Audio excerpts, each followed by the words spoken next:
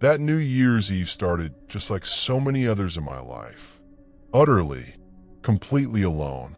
But this time, the loneliness felt heavier, sharper. I wasn't holed up in my cramped city studio, drowning regrets in cheap booze. No, I was back in the big old house I'd grown up in, the one my parents had lived in, until 2 weeks ago. We just buried them. Mom from cancer, Dad from a heart attack, days later, side by side in the cold ground. My brother and sister only came home for Christmas because the funeral made them.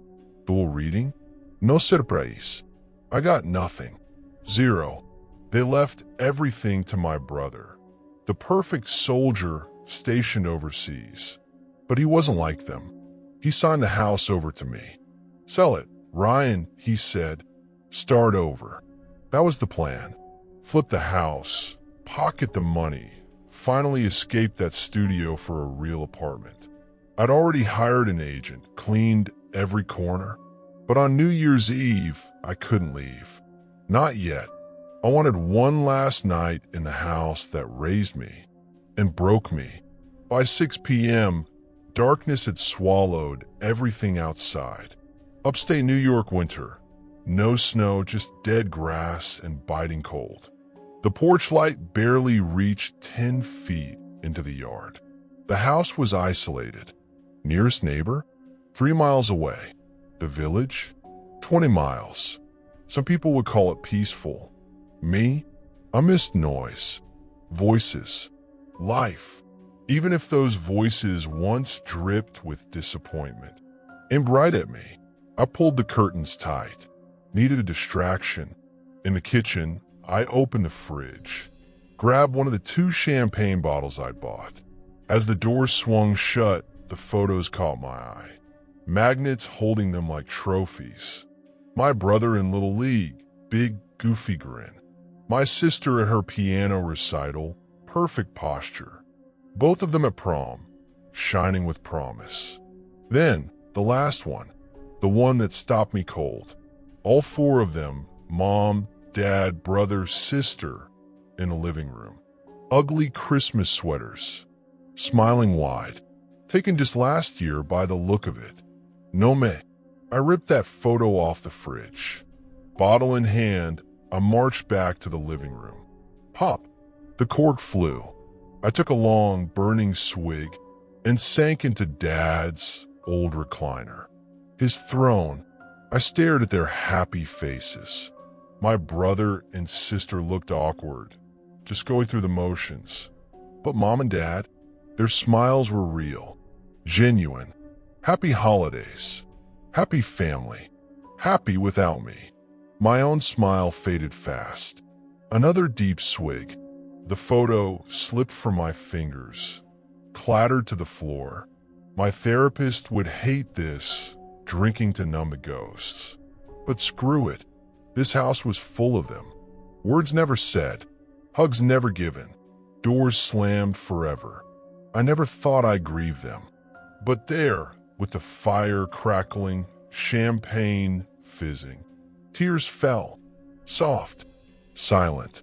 My own private symphony of pain. Bang! The window shook violently. I jumped up, heart pounding in my throat. The curtains fluttered wildly. Something had slammed into the glass. Hard. A lost bird in the dark. I crept over, slowly pulled the curtain aside. Fog. Thick. Rolling fog, glowing gray under the porch light. Swallowing everything. Where did this come from? No lakes nearby. No reason for fog this dense. It pressed against the window like it was alive. I looked down for the bird. Tiptoed. Scanned the porch. Left. Right. Nothing. I started to close the curtain. Then froze. A smudge. Huge. Clear as day on the sparkling, clean glass. Not bird feathers. A handprint. Human. Palm flat. Fingers splayed like someone was staring in. I blinked. Hard. I'd cleaned these windows yesterday until they shone. No way I missed that. Buzzed, I told myself. Just the booze playing tricks. I chuckled nervously, took another long pull. Too quiet in here, I said out loud. Time to change that. I headed to the kitchen, flipped on the light, powered up my parents' ancient CD player, the one they refused to replace. My custom punk mix blasted to life. Raw guitars, thumping drums.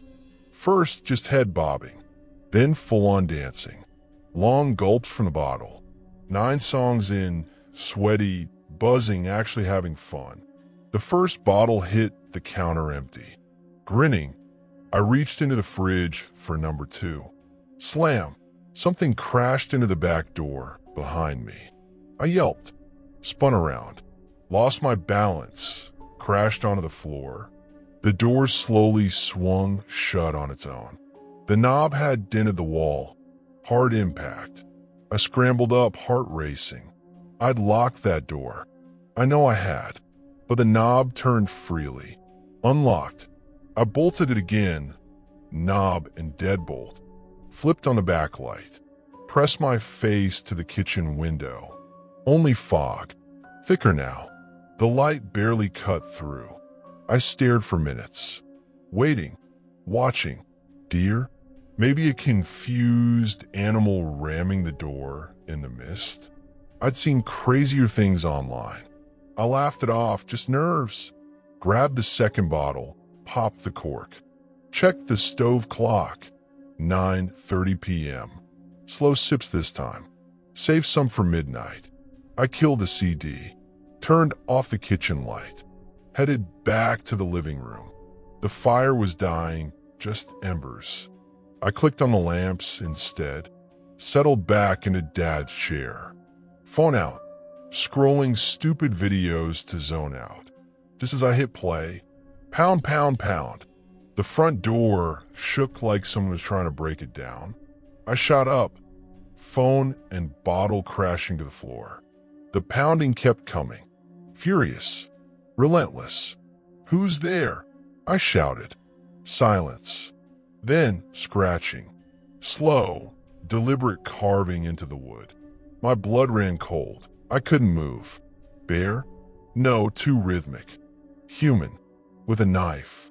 Something sharp. The carving went on, then stopped. Nothing. No breathing. No footsteps. I crept forward, inch by inch to the door. No peepole. Of course. Ear pressed to the wood. Silence. Hands shaking, I quietly undid the locks. Plan. Yank it open fast, spot them, slam it shut. Deep breath. I flung the door wide. Folk. Just endless gray swallowing the porch. I looked left. Right. Nothing but void. Confused, I turned to the door itself. Deep gouges in the wood. Not a knife. Claws. One word carved huge. Leave. I slammed the door. Locked it. Leaned against it, panic rising. Robbery? Why tonight? Or worse? Lure me outside into the fog for an ambush? No way. Stay inside. Call the police. I grabbed my phone off the floor. Dead. Completely dead. Minutes ago, it was at 90%. Impossible. Then the pounding started again, this time on the back door. Weaker wood. It wouldn't hold long. The lights flickered, then died. Total darkness. 2 unearthly howls ripped through the house. Pure rage, pure hate. Pounding on both doors now. 2 of them. I was trapped. I bolted upstairs in the dark, pocketed the dead phone. Dad's hunting rifle was in their bedroom. But crashes below, both doors giving way. Footsteps. Fast. Heavy. Coming for me.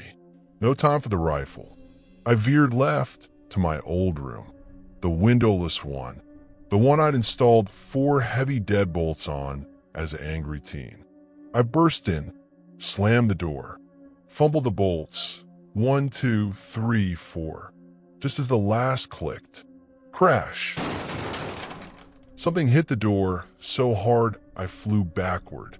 Pounding started again. Furious snarls. I crawled to the bed, dove under the covers like a kid, screamed through the door. What do you want? Leave me alone. Howls answered. Then voices. Dry, raspy, choked. Leave. Two voices. Different but both dead sounding. Leave. I whispered back, shaking. What? Leave. They roared together. Something inside me snapped. All those years of being forced out. Disowned. This was my house now. No, I shouted back. This is MY house. My home. You get out. Silence. Then the loudest howls yet. Pounding like thunder. Leave this house. The wood began to crack. I curled up, sobbing, until everything went quiet. I woke under the covers. Total silence. My phone glowed. 7 a.m., 80% battery. I'd slept through midnight. Through the new year. Flashlight on. My door held, scarred and cracked but locked. The room was untouched. Frozen exactly as I'd left it years ago. I crept to the door. Listened. Nothing. Slowly undid the bolts. Cracked it open. Empty hallway. Morning light filtering in, but dirt trails on the floor leading downstairs. I followed them. Downstairs was wrecked, but selective. Both doors smashed off hinges. My jacket shredded. CD player crushed. Fridge torn open. Dad's recliner gutted. Yet, that family photo from the fridge, carefully placed on the mantel. Untouched. The dirt trails came from both doors. Converged, led outside, heading west, toward the cemetery. 7 miles away. Their graves. Hatred so deep they crawl back from death. Outside my car, side windows smashed. Claw marks everywhere. On the hood, scratched deep. You're not our son. Rage flooded me. I remembered Dad's final scream. Never step foot in MY house again. Mom just staring, silent disgust. I come out at 16. Chosen Ryan over Jessica. They chose hate. I started the car, windshield miraculously spared. Lia cigarette. Took a long drag. Looked back at the house in the mirror. New plan. Call the agent. House is off the market. Call the developer. Selling the land. One condition. I get to watch them bulldoze it all to the ground. Their ghosts want it gone? Fine. But I'll erase every last trace of them. Home, sweet revenge. This past New Year's Eve, I thought it would be chill. Just me, my two best friends, Sarah and Rachel, and Sarah's mom, heading to Palm Springs for a low-key celebration. I was home from college for the holidays. No big plans. Sarah invited me along. An hour's drive to this trendy spot. Shopping, resorts vibes. We'd watch the ball drop at a downtown block party.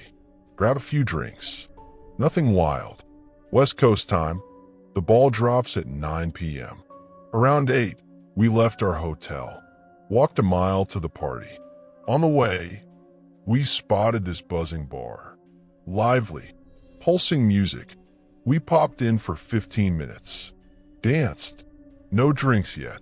It was a gay bar, mostly men. Sarah and Rachel, being gay, loved it. They wanted to return after the ball drop. We pushed on to the block party. Grabbed dinner. A glass of champagne each. The countdown hit. Cheers erupted. A DJ spun tracks. We danced for an hour. Then, tired of the crowd, we headed back to the bar. Around 10:30 now. Sarah's mom bought us each a drink. Then headed to the hotel. Tired. Just us three left. Sipping. Dancing. Laughing. Rachel tried a sip of mine. Something new for her. I felt safe here. My guard's always up in public. But 90% gay men? No threat to me, right? I went for a second drink at the bar. That's my last memory. The rest? Pieced together from Sarah and Rachel. Minutes after that drink, I grab Rachel. Bathroom. Now, I don't feel right. I've been fine moments ago. In the stall, I collapsed. Hit the floor. Barely responsive. Rachel panicked. Dragged me out half lifeless. Found Sarah. Security saw me, assumed drunk. Kicked us out. Back to the hotel. Half a mile. By now, I was unconscious. Mumbling nonsense. They struggled to hold me up. A man left the bar, same time as us. Walking nearby, they noticed, but focused on me. Then, I puked. Everywhere. On me. On them. The sidewalk. A mess. Here's where Rachel's memory blanks. Sarah filled this in later. Still dragging me. The man approached, hitting on Rachel. Come grab a drink with me. She snapped. No, my friend needs help. He wouldn't back off. Followed us. Offered to help carry me. Kept pushing for drinks. A middle-aged woman saw it. Stepped in. Stop harassing these girls, or I'll call the cops. He finally left. Then, miracle, an EMT and his wife, out for the holiday, spotted us. He checked me over. No major issues, but carried me the rest of the way. Into the hotel room. My friends thanked them. They left. Rachel's memory returns here. 5 minutes later, a knock. The EMT and wife again. A man followed you here. We saw him hop the gate, heading toward your room. My friends called security. No sign of him, but we all knew it was the same guy. I spent the night vomiting. Everything out. Then dry heaves. Woke up on the bathroom floor. Pillows, blankets piled around me. Hungover? Hell, but I'd never blacked out before. 2 drinks in 2 hours? Doesn't add up to unconscious. We pieced it. My first drink was drugged. Rachel sipped it, lost memory of the walk too, but stayed functional. That man, the one hitting on Rachel, following US. He did it. Slipped something in. How? I got it straight from the bartender. Never set it down. Maybe already in a glass. Thank God for my friends. For that fierce woman. The kind EMT. Without them, what could have happened? It haunts me. Keeps me up at night. Under different circumstances. I might not be here posting this. I am in London, UK. We are in a Tier 4 lockdown. Stay in your home. Only go out for one shopping trip or exercise. No mixing with people outside of your own home or support bubble, etc., etc. With a mutating strain of COVID-19 rampaging through London, hospital beds nearly at capacity and death toll rising, it made sense to stay indoors as much as possible. But every human being has a breaking point, and mine was 8 days of wandering around my 1-bedroom apartment. I had talked myself out on Zoom and run out of conversations to talk to myself about. At 10 p.m. New Year's Eve, I decided to get some air, allowed within the rules of Tier 4, and go for a quick walk the perimeter around the local park, all on main roads. Takes about 40 minutes. The plan was to stop a local grocery store and pick up a bottle of red wine on the way back. Stepped out, with mask firmly affixed, and started walking. One thing that I was not prepared for was the eerily empty and almost silent streets. As it was just below freezing, I decided to hustle and cut through some side streets first. On hindsight, a big mistake. Navigating myself through very quiet side streets. I neared the park when I saw a van, Mercedes Sprinter size, turn in and rapidly approach me. Deciding to let them pass before crossing, I came to a halt. The van began to slow as it approached me. I could see the cab was occupied by 2 men, between 25 to 40 years of age. Then it stopped. Window rolled down. One man leaned out. "Hey friend, we are lost. Can you tell me to XXXX station?" The accent was not from UK, and I am not going to state its origin, as I'm not going to get into stereotypes. Alarm bells begin to ring out immediately. What was a van doing out at this time, and why directions to the local train station? In the middle of a Tier 4 lockdown. The van had stopped, so the side door was facing me. I stepped back a few paces and gave directions very quickly. I did not understand all. "I think best if you show us." With the side street leads into a larger street that has homes, all with large hedges. I ran past a few homes and entered the front garden of a house that had the most imposing and opaque hedge. It was unlit. I ducked down. Lucky for me, that house did not have a motion sensor light. Within a few seconds, I could hear footsteps. They went past me, stopped. I peeked through the hedge vegetation, very limited view, to see the man who had asked for directions. He was a few houses down from me and on the opposite side of the street. He was looking around, then the sound of the vehicle. I thought, oh no, the van. Lucky for me, it was a car. The man looked at his phone, looked around, pretending he was checking something, and then walked, leaving the residential street as quickly as possible. The car continued its way. I waited for another 10 minutes, sitting behind the hedge in the front garden, practicing an explanation if the house lights came on. The house stayed unlit, and after my allotted time I rose and quickly walked back to my apartment building, keeping the shadows and reacting to every sound. I made it back, bolted the front door. Only when I sat down did I understand what I had just avoided. All this for some air and bottle of red? I poured myself a black coffee and debated calling the police. But what would I say? Had anything really happened that they could act on? Intuition of being kidnapped or being in danger is not enough evidence. Plus, being a man, this would not be a priority, especially on a night that they would be overstretched on. I just waited in the new year realizing that I had a lucky escape and that I should stock up on red wine at a more decent time.